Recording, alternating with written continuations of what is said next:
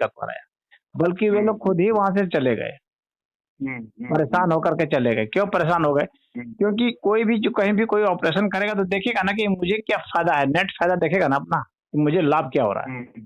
मैं अपना यहाँ आदमी गंवा रहा हूँ, मैं अपना यहाँ वेपन गंवा रहा हूँ, मैं अपने यहाँ संपत्ति गंवा रहा हूँ, हाँ, और यहाँ से मुझे मिलना धेला भर नहीं है, खाली खर्चे खर्चे हैं, तो आखिर आखिर यहाँ रह करके फायदा क्या है? तो वे लोग चले गए। ऐसा नहीं है कि अमेरिका को उन लोगों ने हरा दिया, ये तो वे लोग अपना एक प्रोपेगेंडा फैलाते हैं। अगर अमेरिका चाह देना तो उसको जो है, उसको एक दिन से ज्यादा नहीं लगेगा पूरे अफगानिस्तान को खत्म करने। हराना तो दूर की बात रही। अगर अमेरिका चाह दे कि इसको हमको नाश खत्म करना है तो खत्म कर देगा एक दिन में। लेकिन ये बात सही है, लेकिन वे लोग चले गए, जैसे कोई लाभ नहीं है। अब भाई नेपाल है, मान लीजिए नेपाल है, अब कहा जाता है कि नेपाल आज तक गुलाम नहीं हुआ। गुलाम इसलिए नहीं हुआ क्योंकि गुलाम बनाने लायक नहीं है। इतनी गरीबी है, इसको गुलाम बना के कौन खिलाएगा? वो एक अलग विषय। भाई आप जब किसी की आबादी को अपने कब्जे में लेंगे, वहाँ शासन करेंगे, तो वहाँ आपको आज के हिसाब से उसके लिए आपको प्रशासन देना पड़ेगा, वहाँ व्यवस्था देनी पड़ेगी, खिलाना पिलाना पड़ेगा, जिम्मेवारी भी तो आएगी साथ में। अफगानिस्तान क्या है? अफगानिस्तान बहुत एक पुअर नेशन है। हाँ, तो वहाँ पर सारी इंफ्रास्ट्रक्चर डेवलप करेगा, खरबों खरबों का मामला है इंफ्रास्ट्रक्चर डेवलप करने में। खरबों खरबों रुपया अमेरिका लगा देगा वहाँ रोड के विकास में, पुल के विकास में, सब चीज में। आखिर उसको मिलेगा क्या? ये भी तो सोचेगा कि मैं इतना पैसा लगा दूंगा तो मुझे मिलेगा क्या? तो वहाँ तो सिर्फ एक अफगानिस्तान को सिर्फ ये देख रहे थे कि ये जो है रूस के प्रभाव को घटाने के लिए अमेरिका आया, अमेरिका के प्रभाव को घटाने के लिए रूस आया था। सारा मामला इसका है। और वो पाकिस्तान जो है वहां पर जो है परमाणु बम है, तो उसकी निगरानी भी वो लोग करना चाहते हैं, पाकिस्तान का भी सब प्रयोग करना चाहते हैं भारत को साधने के लिए। तो इंटरनेशनल पॉलिसिंग करने के लिए अमेरिका वहां हस्तक्षेप किया था या अपना बेस बनाया था। बेस बनाना चाहता है कि यहाँ से हम रूस को देखेंगे, या तजाकिस्तान को देखेंगे, कजाकिस्तान को देखेंगे, आर्मेनिया को देखेंगे, अजरबैजान को देखेंगे। हजार तरह की आपकी पॉलिसिंग करेगी भाई, तो थाना तो पुलिस चौकी बनानी ही ना पड़ेगी। तो वो पुलिस चौकी थी, एक तरह से मिलिट्री बेस बना दिया था। अब वहाँ मिलिट्री बेस बनाने में उसको देखा, वो तो सब कैलकुलेशन कर लिए सब कि हाँ इन लोग के चक्कर में मेरा बहुत पैसा बर्बाद हो रहा है, क्योंकि उस देश में भी भाई जो टैक्स पेमेंट कर रहा है अमेरिका के आदमी सब, तो वे भी तो हिसाब देखेंगे कि वहाँ इतनी महंगाई बढ़ रही है, बेरोजगारी बढ़ रही है, तो सारा पैसा वहाँ जो टैक्स का मिल रहा है, तुम यहाँ पर मिलिट्री बेस बना के खत्म कर रहे हो। इनसे हासिल कुछ बहुत विशेष कुछ हो नहीं रहा है। तो कैलकुलेशन करके अपना हट गए सब। उसको ये लोग मान रहे हैं कि हमारी जीत है। ये मान गए कि हमने भगा दिया उनको। आपने भगा नहीं दिया, वे लोग खुद भाग गए वहां से। नहीं, मेरा विश्लेषण ये है कि भाई युद्ध 2-3 कारणों से लड़ा जाता है। जहाँ पे आपने एक देश के ऊपर लड़ाई की, जहाँ पे आपको टैक्स वगैरह लेने के लिए आप लड़ाई करते हैं, उस देश में समृद्धि ज्यादा है, या उस देश में एक भूमि ऐसा है कि आप एग्रीकल्चर कर सकते हैं, बाद में फ्यूचर में आपको एक ये मिलेगा। हमें ये देखना पड़ेगा कि भाई जब शत्रु के अंदर आप शासन ही नहीं कर सकते, उनके टैक्स भी नहीं ले सकते, उनको एक अपने हिसाब से परिवर्तन भी नहीं कर सकते, तो आपके जो एक इनिशिएटिव था, ये जो भी एक गोल था, वो सब बेकार हो गया। अगर देखें, आपने मूलभूत परिवर्तन तो नहीं लाए, आपने कब्जा तो कर लिया, युद्ध तो जीत लिया, आपने सेना भी उनमें बहुत सारे वर्षों तक उन्होंने अमेरिका ने लगाई, किंतु मूलभूत परिवर्तन तो ला नहीं पाएगा अफगानिस्तान के अंदर। हाँ, तो वो तो ना वे ला पाए, ना वे लाना चाहते थे। वे चाहते भी नहीं थे मूलभूत परिवर्तन लाए। वे सोचते थे कि ये जंगली के जंगली रहे, जितने जंगली रहेंगे, जितने बर्बर, जितने अशिक्षित रहेंगे, उतना हमारे लिए मैनेजेबल रहेंगे। नहीं, क्योंकि वहां वे उसके विकास के लिए नहीं आए थे, सिर्फ पॉलिसिंग करने के लिए आए थे। और खाली अफगानिस्तान के पॉलिसिंग नहीं, बल्कि अफगानिस्तान के माध्यम से, क्योंकि उसका लोकेशन है बीच में है, तो वहां से वो 15-16 देशों को देख सकता है। तो इसलिए उसका स्ट्रेटेजिक उसका मिलिट्री वैल्यू था, तो उसके कारण ही वहां वे आए थे। मिलिट्री वैल्यू के अलावा एक तो उनके उपलब्धि ये था कि ड्रग ट्रेड वगैरह जो भी एक ओपीएम था, तो वे ताकि पंजाब से लेके उन्होंने सप्लाई करने की कोशिश की। अगर देखा जाए तो अफगानिस्तान रूट से पंजाब के अंदर आता था वो सारे ड्रग्स। तो हाँ इंडिया में हाँ, एक वो तो अभी भी आ मेजर, रहा है, वो आगे भी आता रहेगा। हाँ, वो तो अभी तो भी आ रहा है, आगे भी आता रहेगा, इसमें कोई वो बात नहीं है। तो वहां से अमेरिका तो नहीं जा रहा था। अमेरिका तो वहां मैक्सिको से जाता है। अमेरिका के ठीक बगल में पूरा अमेरिका ने बाड़ बना रखा है, फिर भी मैक्सिको वाले कुछ ना कुछ घुसा ही देते हैं अमेरिका में। हम्म। ये बात सही है। तो इस हिसाब से तो पॉलिसिंग वगैरह करने के लिए तो भाई आपको इंडिया को भी कह देते हैं। अगर देखा जाए तो जिम्मेदारी ले लेते हैं, तो इंडिया शायद फॉरेन पॉलिसी संभाल लेता है। अगर देखा जाए तो अफगानिस्तान को या पाकिस्तान के हिसाब से हाँ, तो तो अब वो तो अब तो धीरे धीरे इंडिया ही संभाल रहा है ना, अफगानिस्तान को भी इंडिया ही संभाल रहा है। और इंडिया पॉलिसिंग भी इस तरह से कर रहा है कि लगे भी नहीं कि पॉलिसिंग कर रहा है। नो उस हिसाब से कर सकते हैं, किंतु हाँ, मूलभूत तो ये नहीं कर सकते। तो अभी भी एक डेंजर अभी भी है, क्योंकि डायरेक्ट तालिबान डायरेक्ट को भी डायरेक्ट हस्तक्षेप करेंगे तो दिक्कत हो जाएगी ना। हाँ किडनैप कर सकता है। अगर देखा जाए तो तालिबान किडनैप करके हाँ, और वहां वो मिलेगा क्या? रैंसम वगैरह वहां रॉयल्टी ले बस सकता है। इंडिया को बस नेगेटिव फायदा यही है कि भाई उधर से जो है आतंकवादी नहीं आए। पॉजिटिव फायदा में थोड़ा बहुत है कि वहाँ मेवे वगैरह होते हैं कुछ, तो मेवे आते हैं तो वो तो वैसे भी आ जाएंगे, वैसे भी आते हैं, तो उसके लिए तो कुछ है नहीं नहीं वहां पर। इंडिया के पाकिस्तान का इन्फ्लुएंस वहाँ कम हो जाए, बस यही इंडिया की कोशिश है। और अफगानिस्तान के रूट से जो है उधर रूस वगैरह तरफ और अजरबैजान आर्मेनिया तरफ उधर जो है तजाकिस्तान है, कजाकिस्तान है, उधर इंडिया के लिए मतलब अच्छा रहता है, इसलिए अफगानिस्तान में थोड़ा चाइना को बहुत भी आपने है। चाइना को छोड़ दिया आपने। हाँ दो हाँ देश बहुत नजदीक है, दो देश बहुत नजदीक है, चाइना और अफगानिस्तान, चाइना और पाकिस्तान। तो दो देश के लिए नजर रखने के लिए तो अफगानिस्तान बहुत ही एक स्ट्रेटेजिक हाँ, स्ट्रेटेजिक प्रदेश लोकेशन है ना, वहां से चाइना पाकिस्तान दोनों को आप देख सकते हैं। दे सकते हैं। तो इस हम्म। हिसाब से तो भारत के लिए अफगानिस्तान बहुत इम्पोर्टेंट है। तो मैं हाँ इस हिसाब से कह रहा था कि भाई मूलभूत एक साइकी है, साइकोलॉजी के में जा रहा था कि मैंने पिछले संवाद में कहा कि भाई आप जो भी एक मुसलमान व्यक्ति को एक नौकरी वगैरह में रख नहीं सकते, क्योंकि भाई वो काफिरों को अपने नेतृत्व नहीं मानता। तो हाँ मैं हाँ। एक सामान्य तरीके से बोल रहा हूँ भाई, आज भी एक मुसलमान जो इंटेलेक्चुअल है वो भी है। उस हिसाब से तो स्टीरियोटाइप तो बहुत ही एक अपवाद के रूप में एक इंटेलेक्चुअल बने हैं। वो प्रभावित किंतु होकर के मुसलमान जल्दी अपने को नहीं बदलता है। हाँ, वो अपने को नहीं बदलता है क्योंकि उसका रोल मॉडल दूसरा है। रोल मॉडल तो उसका मोहम्मद है, रोल मॉडल उसका दूसरा है, तो वो अपने रोल मॉडल के हिसाब से चलता है, वो आपको नहीं अपनाएगा। हाँ, वो हाँ तब अपनाएगा जब बहुत दरिद्री में फंस करके जब भूखे नंगे हो जाएंगे ना, जब सब जब हर जगह से मराएंगे पिटाएंगे, भूखे नंगे होकर के घूमेंगे, कहीं ना रोजगार मिलेगा, ना शिक्षा है, ना कुछ है, तो अंत में ये सब जब दिन दलित हो जाएंगे तो वैसी स्थिति में फिर जो है ये समझ जाएंगे कि दुनिया बहुत आगे चली गई, हम लोग बहुत पीछे रह गए हैं। तब इनमें बदलाव आएगा, कुछ बदलाव, मतलब वैचारिक बदलाव जब आएगा, जब ये मोहम्मद के खिलाफ हो जाएंगे मुसलमान, तभी समझिए इनका जीवन ठीक होगा। जब तक नहीं होंगे तब तक तो ये परेशान ही रहेंगे, दुखी ही रहना है इनको। दुखी है, किंतु भाई दूसरे देश उन्होंने उनके ऊपर कोई शासन नहीं कर रहे, अपने गरीबी के अंदर ही वो एक राजा की तरह जी रहे हैं, तो एक अलग विषय है। तो हमें इस हाँ, तो तरीके से देखना वो जो चाहिए। है वो फिर जैसे कहा जाता है ना कि वो नरक में ही बादशाह बने, नरक के बादशाह है।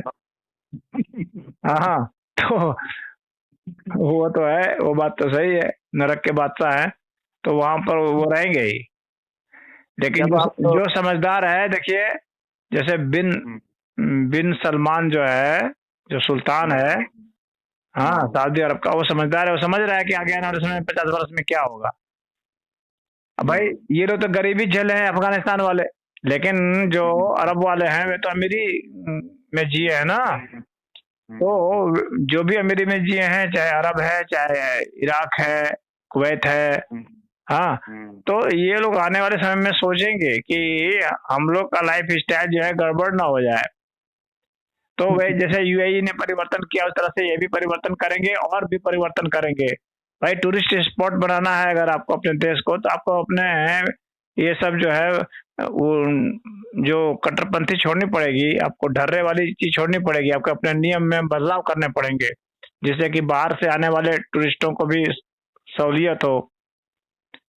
नहीं, एक और चीज आपको जाना पड़ेगा कि भाई आपने जो मोहम्मद बिन सलमान की एक एग्जांपल दी, मोहम्मद बिन सलमान को अगर देखा जाए तो ज्यादा वो इस्लामिक इसके अंदर, वर्ल्ड के अंदर ही उनको एक विरोधाभास, मिक्सड रिएक्शन है अगर देखा जाए तो। उस हिसाब से मैं ज्यादा विरोधाभास भी नहीं कहूँगा भाई, एक ये है मिक्सड रिएक्शन है। कुछ लोग उनको अच्छे परिवर्तन के लिए मानते हैं, कुछ लोग उनको एक इस्लाम के अंदर जो एक इस्लाम को तो या तो परिवर्तन तो करना ही पड़ेगा। जमाना जब इतना तेजी से आगे जा रहा है, आपके पीछे गधे पर कितने दिन तक चलेंगे? जब सब लोग रॉकेट पर चल रहे हैं, आप गधे पर कब तक बैठ के चलेंगे? कैसे मुकाबला करेंगे उनसे? कैसे जिएंगे? हाँ हाँ, वो भीख मांगेंगे। तो वो गधे वाला कल्चर छोड़ना पड़ेगा मुसलमानों को, और उसके लिए उनको कुरान छोड़नी पड़ेगी, मोहम्मद को छोड़ना पड़ेगा। उनको कुछ आधुनिक बातों को अपनाना पड़ेगा, आधुनिक शिक्षा पद्धति को अपनाना पड़ेगा, अपने विचार में स्वतंत्रता लानी पड़ेगी, वैज्ञानिक पद्धति को अपनाना पड़ेगा, अगर उनको आगे अपने को अच्छा करना है तो। और अगर नरक का ही वो कीड़ा बने रहना है तो बात अलग है भाई।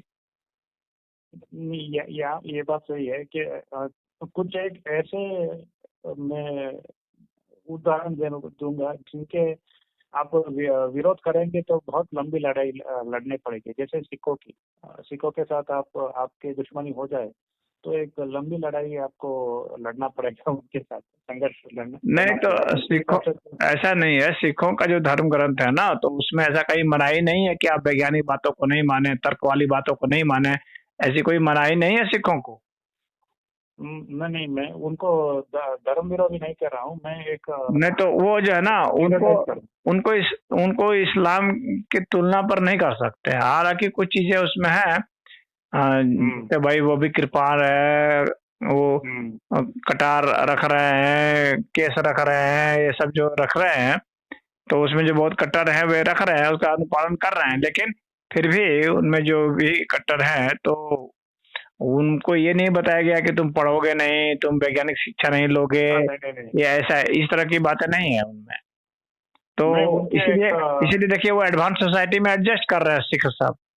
सिख को मुसलमानों से वो नहीं किया जा सकता है, उनको बराबर उसके पार में नहीं देखा जा सकता है। मैं एक वीरता के अंदर बात कर रहा हूँ। वीर दो तरीके होते हैं, जैसे कि एक खलनायक भी वीर देखिए, सिख सब जो है वीर है, और मुसलमान आतंकवादी सब क्रूर है। ये सब वीर नहीं होता, ये सब लिटरेरी टाइप के हैं। हाँ, ऐसा नहीं है कि सिखों ने कहीं लड़ाई लड़ी तो ऐसा नहीं है कि वहां के महिलाओं से बलात्कार किया और वो कर दिया और उसको जाके कहीं पर गुलाम बना के बेच दिया। ये सब काम थोड़ी किया उन लोगों ने भी। ये नहीं किया उन्होंने। हाँ, तो उनको सिखों को उसके बराबर नहीं रखा जा सकता है। हमें इतिहास से देखना पड़ेगा ना कि इन लोगों ने क्या किया और उन लोगों ने क्या किया। मैं दुश्मन की बात कर रहा हूँ। जो भी एक भारत के जो फॉरेनर है, तो ये बात तो वो समझते हैं कि सिखों के जो भी एक विरोध करते हैं तो बहुत लंबी लड़ाई लड़नी पड़ेगी। ये अंग्रेजों ने समझ लिया। जो भी एक सिख एंग्लो सिख वार लड़ा था जब भी, तो नहीं ये अंग्रेजों ने नहीं समझ लिया, ये सभी ने समझ लिया है, सभी को पता है। सभी को पता है कि वीरता के मामले में उनमें कट्टरता भरी गई है, उनको लड़ाकू बनाया गया है, तो लेकिन वो लोग अत्याचार करने के लिए नहीं बनाया गया है। नहीं। और मुसलमानों को तो अत्याचार सिखाया गया है। मैं उस तरीके से कंपेयर नहीं कर रहा हूँ, जो भी एक प्रबल दुश्मन बनते हैं उस हिसाब से कंपेयर कर रहा हूँ, तो थोड़ा बहुत आगे बढ़ने दीजिए।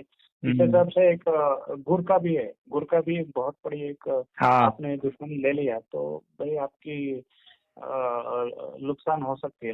उनके साथ भी आपको लंबे लड़ाई लड़नी पड़ेगी अगर देखा जाए तो। तो अगर वे आसानी से वे हाँ, हार नहीं मानते। हार नहीं मानते। नहीं, तो यहाँ पर ये भी है, जाट भी है अगर देखा है उस हिसाब से अगर देखा मराठा जाए है, मराठा है। हाँ मराठा मराठा उनको भी एक गिनती में हाँ, लेना पड़ेगा। मराठा यहूदी मराठा भी है। की लड़ाई इतिहास में बहुत अच्छी रही है और समृद्ध रहे हैं। हाँ और वो हाँ बहुत बहुत बहुत। वीरता, खाली वीरता ही की बात नहीं है, बहुत लड़े हैं, मतलब कि प्रभुता से लड़े हैं और सम्मानजनक तरीके से लड़े हैं। हाँ हाँ और न्याय तो संगत लड़ाई लड़े हैं।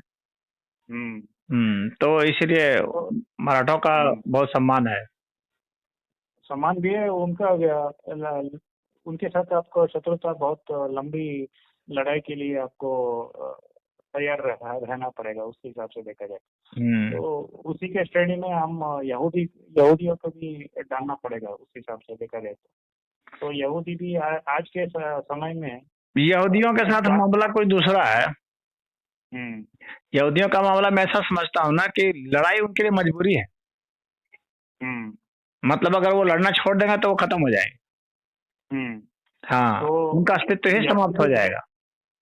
उनको सिर्फ लड़ना ही नहीं है, उनको योद्धा भी बनना है और साथ में वैज्ञानिक भी बनना है एक ही साथ।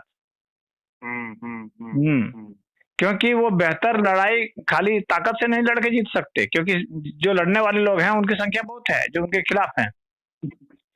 तो उनको सदैव उनसे आगे रहना है, तो उनको खाली वीरता में आगे रहने से नहीं काम चलेगा। वीरता में संख्या कितनी होगी, तो काफी शत्रुओं से घिरे हुए हैं, तो इसलिए उनको टेक्नोलॉजी में इतना आगे रहना पड़ेगा कि अगर ये 1 लाख होंगे तो वो 5 भी होंगे तो भारी पड़ जाए। तो इसलिए उनको बहुत उच्च स्तर का वैज्ञानिक बने रहना पड़ेगा। और साथ में उनके शत्रु जो है मूर्ख बने रहे हैं, वो गधे कल्चर में बने रहेंगे तो ही वो इस यहूदी बचे रहेंगे। हाँ, तो यहूदिया को एक हार, अगर वो हार गए तो भाई उनको फिर से रिवाइव नहीं कर सकते। उनकी हार जो होगी ना वो अंतिम हार होगी। पलायन करना पड़ेगा। पलायन भी नहीं कर सकते, वो खत्म हो जाएंगे। पलायन करके कहाँ जाएंगे? तो उनके लिए कहा वो खत्म हो जाएंगे।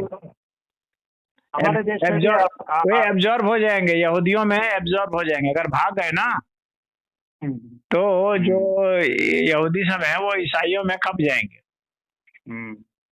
सब धीरे धीरे ईसाई हो जाएंगे, काम खत्म हो जाएगा उनका। हमारे यहाँ भी एक एग्जांपल है ना, पाकिस्तान के लड़ाई अगर देखा जाए तो हम वो अनेक युद्ध हार चुके हैं। अगर देखा जाए तो उनको एक जीत काफी है। एसिमेट्रिकल वॉर है, उसको एसिमेट्रिक कहते हैं अगर देखा जाए तो। इम्बैलेंस वॉर है भारत और पाकिस्तान के हिसाब से हमें देखा जाए तो। नहीं, पाकिस्तान तो नहीं जीत सकता, लेकिन मुस्लिम जीत सकता है। नहीं, पाकिस्तान के जो भी एक पीछे किरदार, देखिए भारत से लड़ाई जो है पाकिस्तान कभी नहीं जीत सकता, लेकिन भारत से मुस्लिम जीत सकते हैं लड़ाई करके। आप समझ रहे हैं ना अंतर? हाँ, मतलब एक नेशन तो नहीं जीत सकता भारत से लड़के, लेकिन एक रिलीजन जीत सकता है। हाँ, क्योंकि अगर मुस्लिमों की संख्या बहुत हो जाएगी तो यहाँ भारत को ही कब्जा करके इस्लामिक राष्ट्र बना देंगे सब। हाँ, तो वो जीत ही गए, एक तरह से पाकिस्तान ही जीत गया मान लीजिए। तो गजवा हिंद कहते हैं ना, उस हिसाब से तो एक उनके एक पॉलिटिकल आइडियोलॉजी भी है अगर देखा जाए तो। मुगल राष्ट्र बना नहीं, मैं इसको पॉलिटिकल आइडियोलॉजी नहीं मानता, मैं इसको रिलीजियस आइडियोलॉजी मानता हूँ। ये पॉलिटिकल आइडियोलॉजी नहीं है। ये अगर पाकिस्तान नहीं भी रहेगा तो भी आइडियोलॉजी रहेगी। नहीं, मैं उसी कुछ लोग जो है ना, कुछ लोग ऐसे हैं भारत में, ऐसे एक्सपर्ट लोग बैठे हुए हैं जो कहते रहते हैं कि ये गजवा हिंद पॉलिटिकल आइडियोलॉजी है, ये पाकिस्तान करा रहा है। नहीं, मैं नहीं मानता कि पाकिस्तान करा रहा है, ये तो इस्लाम करा रहा है। वो पाकिस्तान अगर टूट करके अगर 10 टुकड़े में भी बट जाएगा ना, तो ये सब सारे मिलके वही काम करेंगे। मैं उसी तरह कह रहा हूँ। अकेला टेक्नोलॉजी इतना और अब ये नहीं पाकिस्तान है से कि मतलब नहीं है, हम। बांग्लादेश भी वही करेगा, इंडोनेशिया भी वही कर रहा होगा, मलेशिया कर रहा होगा, ईरान, इराक, जितने मुस्लिम देश हैं 52 सब उसी में लगे होंगे।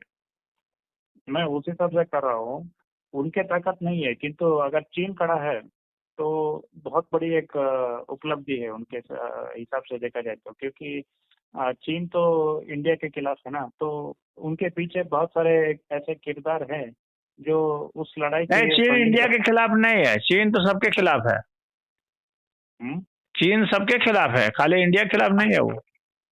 हम्म। चीन की आइडियोलॉजी तो अपना, जैसे मुसलमान चाहता है कि पूरे दुनिया को मुसलमान बना दें, उसी तरह से चीन भी चाहता है पूरे दुनिया को कम्युनिस्ट बना दें। हम्म तो वो तो मुसलमानों को इससे नहीं छोड़ने वाला है बहुत चीन। ऐसा नहीं है कि बहुत मुसलमानों को छोड़ देगा, वो पाकिस्तान को छोड़ देगा, ऐसा नहीं है। मौका पाएगा तो पूरे पाकिस्तान को हड़प लेगा और उसको कहेगा कि अब ये जो है कम्युनिस्ट देश बनेगा। मैं आपका कम्युनिस्ट के मैं आखिरी कुछ कह के आज के संवाद को थोड़ा विराम देता हूँ।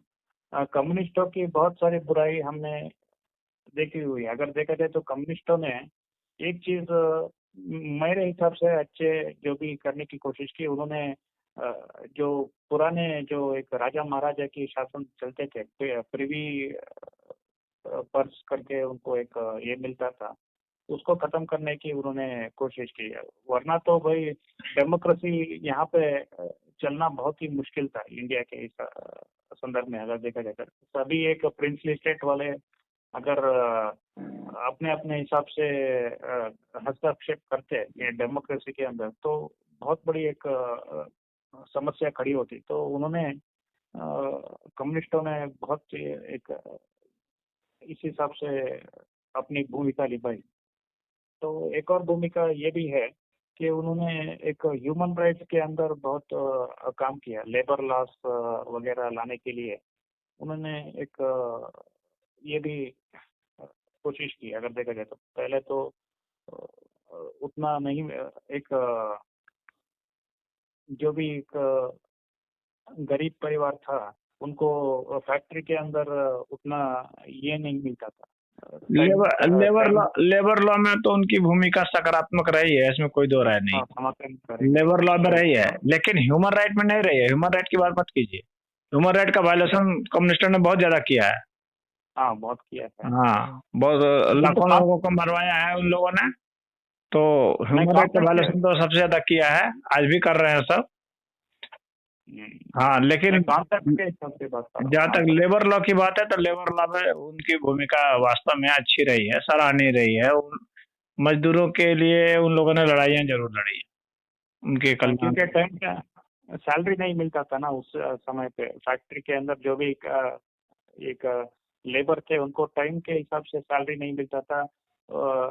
उनको उस तरीके से बंधुआ नौकर की तरह रखते थे। अरे कोई थोड़ा बहुत कुछ अच्छा कहीं करेगा तभी तो वो आगे बढ़ेगा, तभी तो उसका कुछ होगा। तो आज वो फैले हैं तो कुछ अच्छा किए हैं तभी फैले हैं, नहीं तो ऐसे थोड़ी फैल जाएंगे। सिर्फ नेगेटिव चीजों से कोई नहीं फैलता है ना, कुछ अच्छी चीजें भी होती हैं तभी कोई फैलता है।